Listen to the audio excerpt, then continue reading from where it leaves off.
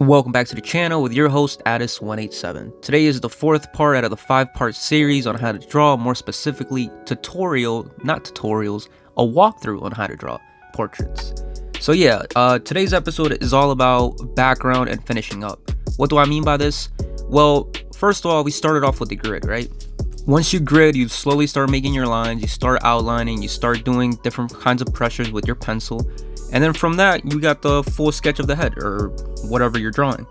From there, you got to decide skin tones and what colors you're going to use for the person or animal or whatever you're going to use. But in this case, it's all about portraits.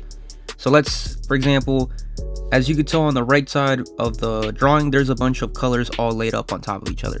I sort of got an idea of which one's which, so I don't even look at them anymore. I just pick them up. I'm like, okay, this one I used last time, let me use it again over this area and it'll give me this color. But if you're new, I still suggest maybe you start lining them up properly with like labels next to them with the name on it. And you might be wondering where the Lil Peep drawing went. Well, I sort of wanted to give you an example from my old drawings to show you a better example of the backgrounds, because the Lil Peep one was just one color, but this Mac Miller one, I went all out for the background. So what I decided to do was I made them half black and white and then half in color. Why did I do this? Well, I just kind of wanted to make some random background up. I used an old Van Gogh painting as my reference for this, and then from there I also did the same thing. And the whole point behind backgrounds is you could literally just make it one color. But what I recommend you do is before you start doing the finishing points to the actual hair or outside, you do the background first. But the background also has to be put after you've done basically the whole drawing, if that makes any sense. At least from my personal preference, that's what I do.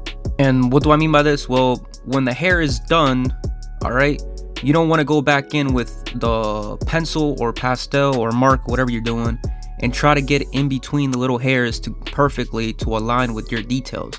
So what you should do is just you outline the whole hair, do a lot of your background blending, and then over it, if it's paint or something, you could easily just make it look more realistic by painting over the background instead of painting around the hair for a background.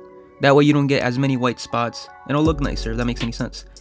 For example, here he just had a hat, so it was very easy to do. And as you can tell, I got really close to it. I added one layer, and then on top of that, I went around with different colors and also blended them in.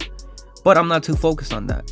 I just go around it and try to get as far away from the actual hat or face as possible. And like I said, it's all about preference. But backgrounds are always something people overthink, including myself. What you can do is if the person's wearing like a yellow shirt, you can make a blue background. Or you could make it green. Just look up a color wheel, Google how to do that, and then that's how easy way to learn how to do backgrounds and color matching. Or you could literally Google what colors go well together, and then that'll give you an idea on what to do and what to work on.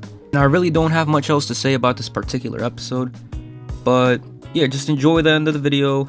Like, comment, and subscribe. Thank you for watching, and I'm out. Oh, and the Lil Peep drawing will be finished for the next episode. I forgot to mention that.